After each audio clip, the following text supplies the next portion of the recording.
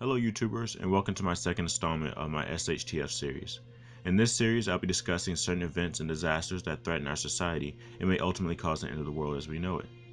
In my previous video, I discussed the threat of EMPs. So today I'll be discussing the threat of a global pandemic on our modern society before giving you some basic suggestions on how to prepare for them. Like my last video and future ones, I'll start with a scenario of a person who lives in an urban area in the eastern United States. Now note, this isn't a doom and gloom video, but a worst case depiction of what could happen if a global pandemic occurred right now.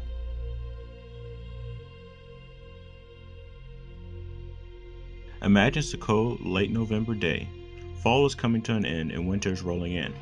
You're home alone with your family watching TV. Thanksgiving is right around the corner, but people aren't doing much to prepare for it. Usually around this time, people are busy gathering all the things they'll need for the most celebrated dinner in the United States. Stores will be filled and roads packed with families traveling to relatives and friends. But that's not the case. Roads and stores, by mandatory state and federal order, are closed, blocked off by state and federal law enforcement. Most families are either at home or in the hospitals with sick family members. Something other than holiday cheer is in the air. It was lurking like a serial killer, striking those it got to. In fact, all public gatherings have been banned because of its existence. You and your family aren't home just casually watching TV and enjoying your day off. You're all rather gathered around the TV watching horrifying images coming in from major cities of hospitals and clinics being overwhelmed with sick patients. The news anchorman was reporting that this wasn't just in the United States, but it was also in nations across Europe and Asia, mainly first world and developing countries. So far, millions were sick and the dead were piling up by the tens of thousands every day. In the United States alone, an estimated 700,000 are dead and another estimated 6 million were sick. According to the anchorman, it seems that the pandemic is still spreading, if not getting worse. The CDC and the World Health Organization were reporting that the death toll rate would likely increase to the hundreds of thousands by the end of the week. Cities and entire regions were shutting down, infrastructure was beginning to collapse. No one knows what it really is, where it began, or where it really came from. Sources were saying that it was a new strain of Ebola that came from West Africa. Others were saying that it was a strain of the flu from China. Either way, it had spread quickly through the entire world without any real trace of a specific region of the world. But it didn't really matter anymore. Not now, at least. It was already too late, even for containment. The military was out trying to enforce the quarantines, but it was apparent that they were failing. New cases and deaths were popping up in many regions, even in the isolated communities. But the pandemic wasn't the only concern. It had only been 3 weeks since the outbreak and civil unrest was starting to take hold. Protests had turned into riots and looting was underway in most major cities and towns across the United States. They started at emergency vaccine stations operated by FEMA and the Red Cross. Now there were widespread at grocery stores and businesses in most downtown areas. The National Guard was being deployed to help, but reports were already coming in that mass desertions were underway as soldiers were opting to protect their own families rather than others. The same was occurring in police forces across the nation. In your city, it's pretty bad. The downtown area was burning down due to rioting. Police were trying to reestablish order, but were ultimately failing. Grocery stores were being emptied, and law and order was beginning to break down in general. Power outages were being reported in various cities and neighborhoods across the country, much like certain regions. Phone lines and cell phone services were beginning to malfunction, if not shut down altogether. The media was saying that it was a result of the massive death tolls and absences in the industrial workforce that maintained the services. According to the news, power plants were beginning to shut down, and industrial facilities were being forced to close their doors. A state of national emergency was in effect, and it seemed that martial law wasn't too far off. You and your family have been lucky. Unlike many of your friends, neighbors, and co-workers, you and your wife, your 9-year-old and 13-year-old children have been relatively unaffected. None of you are sick, nor are you in the areas worst hit or in the areas of chaos. Though there are reports of violence even in the residential suburbs, you and your family haven't been touched. However, like most of the other Americans forced to hunker down in their homes, you are short on supplies. By your estimates, you may have just a few days worth of food if you stretch it, and water as long as the power and pumps stay on. FEMA and the Red Cross have set up emergency food distribution sites across the city, and the government has promised it will continue to maintain food networks to feed the population. You know that the food will most likely run out and things will get worse. You were among the first to head to the grocery stores for last-minute shopping once you realized how bad the pandemic was getting, and you saw how people acted when food was running out. The news was full of footage of rioting at food distribution sites. No way in heck were you about to go there. Yet at the same time, you know that you and your family will starve literally if you don't find food for them to eat. As you look at your kids and wife transfixed by the news, you make up your mind that you won't let anything happen to them as long as you can help it.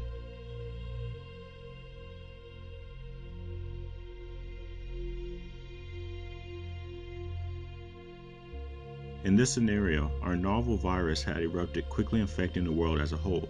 Millions upon millions were sick, and hundreds of thousands, soon to be millions, were dead. Society was falling apart because food was becoming scarce, and everyday services that we were used to were beginning to shut down. In addition to that, panic and desperation was beginning to take hold of people, causing civil unrest to erupt.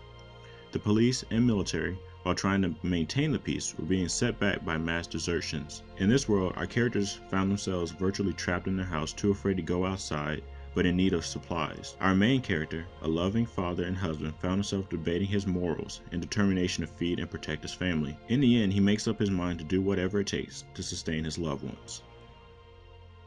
This scenario is one of the many Americans will find themselves in should a major pandemic hit our country. If the world was falling apart around you and you didn't have the resources nor the know-how to survive, what would you do? Now, many people and even experts say that something like this has never happened, nor will it ever. Because after all, we have advanced medicines and medical organizations that will protect us from disease. But a scenario much similar did play out nearly 100 years ago in the early 20th century at the close of World War I, when Americans back then thought they had advanced medicine.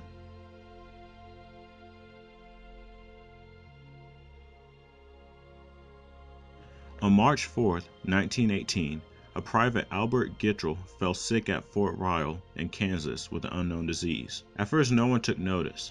He was diagnosed with the flu and sent home to recover. But not long after Gittrell fell sick, 100 more came in reporting the same symptoms that the private had. Within days, to the alarm of local doctors, over 500 more fell sick in the camp. Meanwhile, in Queens, New York City, people were beginning to show up in hospitals with the same symptoms as in Kansas. Days later, the same occurred in Philadelphia. By this time, as health warnings were beginning to be issued to the affected areas, doctors sent word to other places warning of this new strain of influenza. But even as officials in the health community were raising the red flags to this new virus, many just shrugged it off as nonsense. But as the days continued to pass, turning into weeks and months, more cases of the flu began to emerge in towns and cities across the United States. Boston was hit hard, and soon Chicago followed. By the end of November, thousands of cases and deaths were being reported in Washington State, New Mexico, Massachusetts, New York, and many more parts of the United States. It soon became mandatory to wear face masks. Whole towns found themselves being quarantined, businesses and churches forced to close, and public gatherings banned in an attempt to contain this new virus.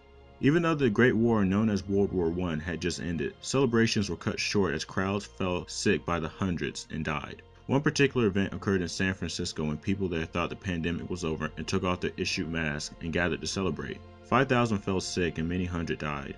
People didn't know what was going on, how long it would last, or if they were next. While life went on, people soon found themselves avoiding each other in fear of catching the flu. Self-quarantines were becoming the norm, and the death was everywhere, and the dead began to pile up.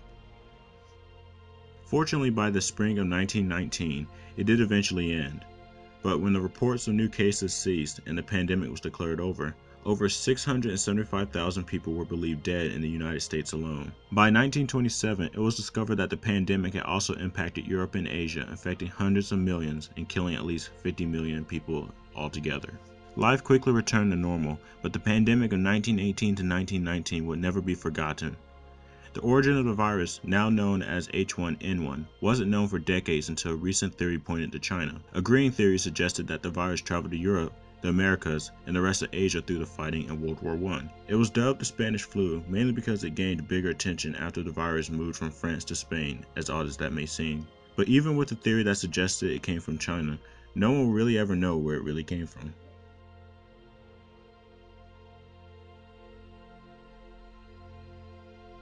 Pandemics and epidemics of similar sizes have occurred throughout our human history, from the ancient plagues of the Bible to the recent Ebola epidemic of 2014. Like most, the pandemic of 1918 and 1919 wouldn't be the last major pandemic we would see. In both 1957 and 1968, millions more died worldwide and thousands in the US from two more strains of the influenza virus, H2N2 avian flu and the H3N2 Hong Kong flu. More recently, in 2009, between 152,000 and 575,000 people died from the H1N1 swine flu pandemic. While some were mild, others were quite severe. But these aren't the worst pandemics mankind has ever seen. In 1348, a deadly disease erupted in Europe, quickly infecting and killing millions of people across the entire continent.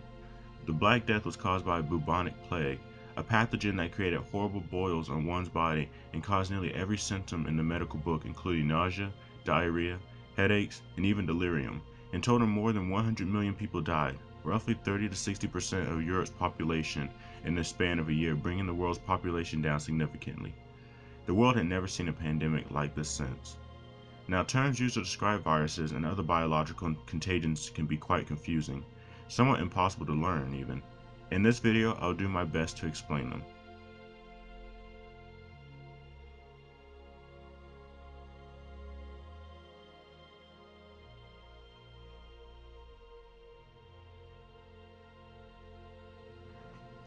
Now, the three common words, outbreak, epidemic, and pandemic, are used to describe the appearances of deadly diseases, but many don't know the actual differences between them. Well, for starters, an outbreak is when an undetected disease makes a sudden appearance in a large number of people in one or more areas all at once. The fundamental differences between epidemics and pandemics is this. An epidemic is when a virus or contagion of some sort breaks out, infecting a certain amount of people in a certain region. A good example is the 2014 Ebola outbreak in West Africa. As many as 29,000 people were infected and over 11,000 died. The epidemic was mostly limited to the countries of Sierra Leone, Liberia, Nigeria, and Guinea. Yet, as deadly as the Ebola virus was, the spread was largely contained to that region. But a pandemic is when the same kind of contagion breaks out and spreads to multiple continents across the world. The most notable was the 1918 flu pandemic, but the most recent was the 2009 flu pandemic, the most deadly being bubonic plague. Unlike epidemics, pandemics happen when outbreaks manage to go undetected, infecting many people from many regions, who then go and infect others they come into contact with. So when the symptoms reveal themselves, many hundreds, if not thousands, are already infected and passing on the contagion to others. And that is the threatening part about certain viruses. The worst thing that can happen is to have an infected person move throughout a crowded city, or worse yet, an airport carrying a deadly virus where it can easily be distributed to other regions beyond containment. And those type of pandemics are what threaten our society. Now, there are two types of pathogens, viruses and bacteria. In most cases, viruses have been known to cause the major pandemics and epidemics in our history. While bacteria like cholera, E. coli, salmonella, and the likes have killed off more people over the course of time, viruses have been known to spread faster and do the most damage in a short amount of time. The most famous viruses like influenza, Ebola, and smallpox have been known for quickly wiping out entire regions of people, and these aren't the most deadly ones. Others like HIV, measles, yellow fever, and scarlet fever have killed off thousands throughout history. Now, contrary to popular belief in the way of viruses, the pathogen itself isn't what ends up killing you. It's your own immune system, believe it or not. Many viruses, especially Ebola, as they spread throughout the victim's body, cause what you call cytokine storms. Now, immune cells use cytokines to communicate with each other. Cytokines are small molecules released by cells into the blood, and they trigger a wide range of activities. Cytokines can make immune cells rush to the site of infection, gobble up sick cells, and even sneak through blood vessel walls. Cytokines can also activate inflammation, which causes damaged tissue to swell, heat up, and hurt. In essence, a cytokine storm is an SOS signal that causes the immune system to launch its entire arsenal of weapons all at once. This last-ditch kamikaze attack hurts the virus, but it leaves behind tons of collateral damage. Blood vessels take the brunt of it. In essence, these storms cause internal bleeding when your blood vessels eventually rupture. This causes the victim's organs to fail outright. And in most cases, this causes hemorrhagic bleeding in your lungs, which builds up over time, building up to the point where the victim essentially drowns in their own blood. And this is the killer for most viral infections. Fortunately, most have been wiped out thanks to successful medical campaigns, but many of the deadliest, including smallpox, Ebola, West Nile, polio, and our buddy influenza, still exist in either labs or out there in the wild waiting to strike again. So, I present you another scenario. So imagine a man goes on a business trip to Hong Kong to meet with his corporate supervisors. He arrives at his hotel in the downtown district and gets settled down. Afterwards, he decides to have a look around and explore because this is his first trip to China. He goes and explores the streets, eventually coming to a meat market in the central Hong Kong. He is fascinated by the way the butchers process the meat and goes in to get a closer look. He comes to this one vendor where a certain man from the most rural areas of China have come to sell his poultry before returning to his farm. But unknown to both the businessman and his customers, he isn't feeling too good. He has a little headache, runny nose, and minor sore throat. He felt fine enough to come and sell, but now it was starting to get to him. Oh well, it's probably just some kind of passing cold. He was sure he would be fine. The businessman watches him butcher the chickens with fascination, sometimes getting in close to watch. They both exchange friendly looks before the businessman leaves to continue exploring. The following day, the businessman wakes up to a minor sore throat and headache like the vendor, but thinks nothing of it as he gets ready to go to the corporate meeting. He goes, enjoys it, and returns. But now he's feeling worse. His flight back to the United States was scheduled to depart soon, so he gathers his other things and heads to the airport. He continues to feel worse and worse, even after taking some ibuprofen and some other meds. He bears the flight home and gets a taxi ride to a subdivision near Los Angeles and is greeted by his wife and kids late that evening. He kisses his wife and children and goes straight to bed, complaining of a headache and sore throat. The following day, his symptoms get worse, causing his now worried wife to rush him into the hospital where he later loses consciousness. But before the doctors can get a real hold of him, he slips into a coma. He dies just 3 hours later from an unknown disease. The following day, the man's wife and children are rushed in, having contracted the same symptoms as the now deceased businessman. It isn't long before the taxi cabbie who brought him home comes in as well. In China, several airport employees all fall sick with the same thing. Several hours after that, in the United States, several more who had been at the airport where the businessman returned from his trip have also been hospitalized. By the next day, the wife, the 2 children, and the taxi cabbie are all dead. The CDC is called in to investigate, but not before more patients arrive sick at that particular hospital and others in Chicago and New York City. But even more alarming, the meat market where a large number of customers and vendors have fallen sick. The WHO declares a health emergency there and sends in teams to investigate the alarming outbreak. An autopsy of the businessman and his family revealed that they died of an unknown viral infection never before seen. It appears to behave as a cross between the flu and Ebola, but it isn't responsive to any antibiotics or medicines the hospital staff have. The only thing that can be done is to slow it down. However, the virus is highly adaptive, and soon the antibodies begin to lose their effectiveness. Meanwhile, the virus continues to spread through secondary carriers who had come into contact with the initial carriers from the airports, market, and businessman. Flight attendants, airport staff, regular travelers who came into contact with the latter, and even the medical staffs. Within days, these people fall sick in large numbers, devastating hospital staffs.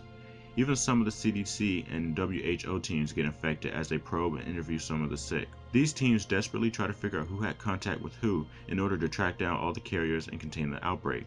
But as time goes on, it's becoming increasingly hard to do that at an accelerating rate. Before anyone knows what's happening, over 5,000 people worldwide are sick within just 3 days, and the number of the people believed to be carrying the virus much higher. The death toll is now at 15. Quarantines are set up at hospitals and airports where the virus appeared first. A health emergency extends to Los Angeles, Chicago, New York, and now Atlanta. Reports start to come in that kids in schools around the infected areas have fallen sick along with school staff members. It is revealed that 2 principals went to a board meeting in downtown Los Angeles and had come into contact with a Chinese linguist on visit to the country. It turns out that she was on the same flight as the infected businessman and fell sick not long after arriving. The 2 principals had returned to work not knowing that they were infected, passing the virus on to staff and kids. At the same time, the Chinese woman afterwards had gone into a store before falling sick to do a little shopping before going back to her hotel. She unknowingly infected hundreds of other shoppers who in turn infected other stores and businesses. As a result, schools and businesses in the neighboring areas are closed. Travel restrictions and outright bans are enacted. More CDC teams are sent in but have little luck in figuring out how to contain or even treat the virus. As a precaution, the government orders the closure of schools and businesses near the outbreak zones. Meanwhile, work on a vaccination gets underway, but it's useless.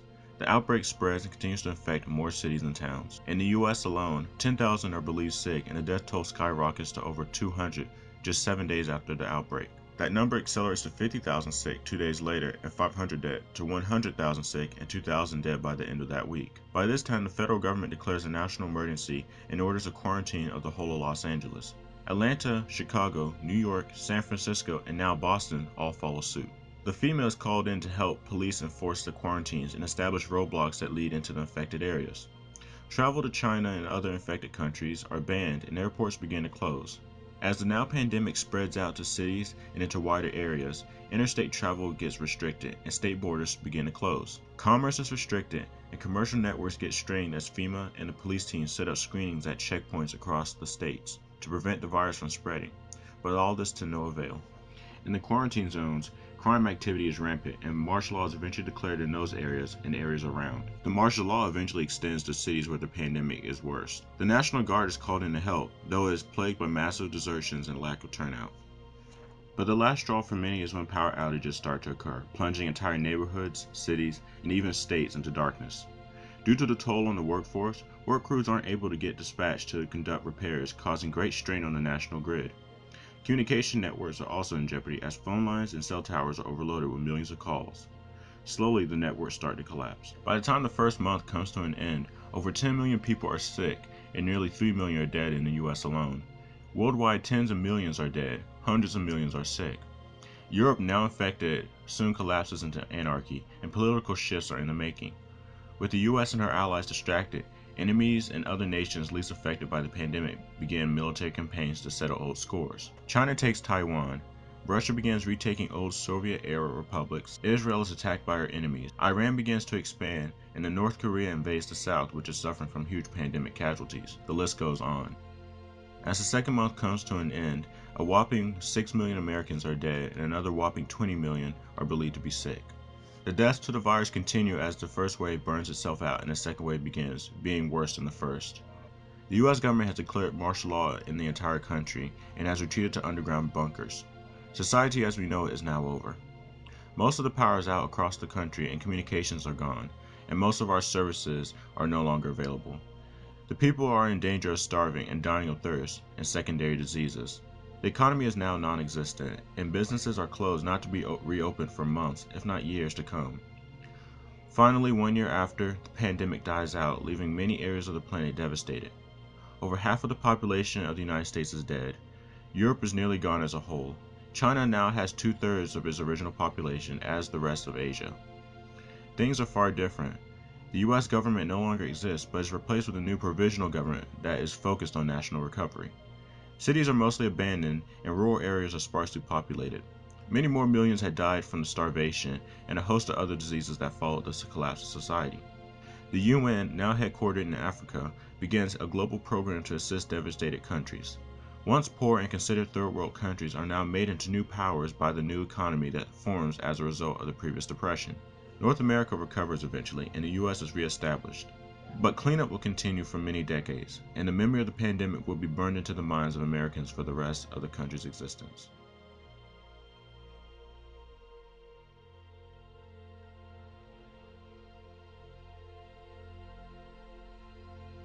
So, how can you prepare for a future pandemic? Here are a few suggestions. First, stock up on food and water.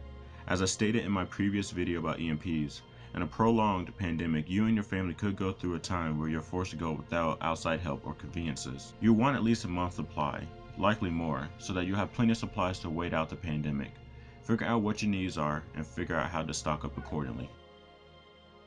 Second, get yourself educated. Do your research. Learn as much as you can about pandemics and what you can do to protect you and your family. Know all you can about the most dangerous viruses and their current activities. And in the event one of your family members or yourself gets sick, know what measures to take and how to treat anyone who is sick. Third, stock up on antiviral masks and dust masks. The simple, cheap mask won't do. You're going to want masks rated N95 or P95 by the government at least. These are certified to filter out 95% of airborne particles. However, these are not adapted for filtering out bacteria or viruses. A regular gas mask will do the trick though. They're fairly inexpensive and will definitely protect you and your family from harmful pathogens. Be sure to get backups though, and plenty of disposable masks. You may not know how many times you may be forced to go out during the pandemic. Number 4. Stock up on medicines and sanitizers. You're going to want antibiotics and hand sanitizers. But you're also going to want ingredients for homemade sterilizers. Acquire disinfectants as much as you can. Establish home security. I cannot stress this enough. During a pandemic, you can expect to see many people roaming around looking for help and supplies, especially if the pandemic tanks society. Even if the society survives with just a minor disruption, you can expect to see unrest and violence explode. Home invasions will spike, and looting will definitely spread to the residential areas. People will look for drugs and antibiotics to help those who are sick or just to fulfill their own addictive needs. And many will most likely threaten you for what you have. You will have to be able to defend yourself. Harden your home to outside threats. Improve your locks and upgrade your security. Establish ways of identifying threats and ways to inform your family of those threats should they invade your house. Get handy with firearms or other semi-lethal / non-lethal weapons. Take martial arts or get self-defense training for you and your family so that if you're ever caught without those weapons, you and your family won't be completely defenseless. Number 6. Set up a good communications plan. Like I said before in my other video, there may come a time where you're forced to go without modern communications like TVs, phones, or the internet. If the networks get overwhelmed, you can expect to see that many will be trapped in the dark trying to figure out what's going on. You want to have a way of figuring out what areas are infected, what areas to go, not to go, and where government help may be should you ever choose to go that route. Have at least one shortwave radio that can listen to shortwave, FM, AM, and no emergency weather bands. I recommend the Kaito Voyager Radio 5-Way Power Series. Also acquire 2-way radios. Communications between you and your family members, should you have to go out, will be critical. They can also prove a good method of early warning should you or one of your family members spot a threat. And with any electronic device, include in your emergency stocks plenty of batteries. Rechargeables are recommended. Though they're expensive, they will save you money and time. With them, include a solar charger for your batteries. Ideally, you'll want one that can recharge your smaller devices like phones and tablets, etc. Number 7. Network with other preppers or neighbors. These trustworthy people can help you in times of need and are great for communication plans or security plans. If things do go south for an extended time, neighborhood defense will be critical. There will be no question that groups of looters and gangs will come to your neighborhood seeking supplies and drugs. The more people you have in this type of program, or the group, the better secure you and your family will be and less you will have to do to ensure that. Finally, number 8, which I'm really adding on to number 2. Know what pathogens threaten us and know what you can do to prepare for them. Outbreaks and minor epidemics occur all the time, and some tend to grow into serious situations, but few manage to become pandemics that endanger nations. However, you do not want to be caught off guard and broadsided by a deadly contagion that has spread to your region that you could have easily avoided and safeguarded against a while before it became a threat. As a good early warning safeguard, subscribe to medical organizations like the WHO and the CDC. That way you can get early warning notifications of the latest diseases and health emergencies, or just general updates on the known deadly diseases.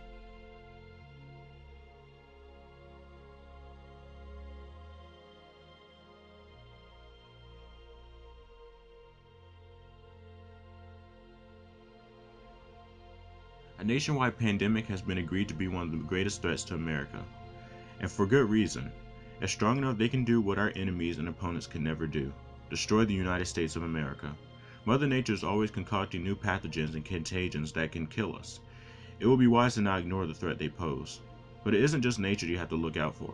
Biological threats come from not only nature, but man itself. Biological weapons aren't a new thing, and some of the most deadly weapons have the ability to wipe out humanity. These weaponized pathogens are engineered for easy transmission and maximum destruction and durability. They are designed so that no known vaccine will be effective against them, making them extremely dangerous. These superbugs are so dangerous that they have been classified as weapons of mass destruction, therefore banned for use by the Geneva Convention. In fact, to emphasize how serious this is, because they're considered weapons of mass destruction, any use on a foreign nation will be responded with nuclear strikes. But that obviously won't stop terrorists should they get their hands on them. A government study in the early 2000s involved a terrorist attack using a weaponized version of the smallpox on the US population. The outbreak centered in Pennsylvania and Oklahoma City. The results were not good. Millions of Americans were killed off as a result. And that's what prompted the United States government to establish protocol in the event a massive pandemic was unleashed. But government planning or not, a major pandemic will prove catastrophic to the United States, if not the world. Should a major pandemic occur in our lifetimes, you now know how to prepare for such a possibility, if not eventuality. And even if you do not follow the guidelines I laid out earlier, you'll at least be armed with the knowledge so that if it does happen, you may be able to react in time to cope. And again, as they say on the old G.I. Joe TV show, now you know, and knowing is half the battle.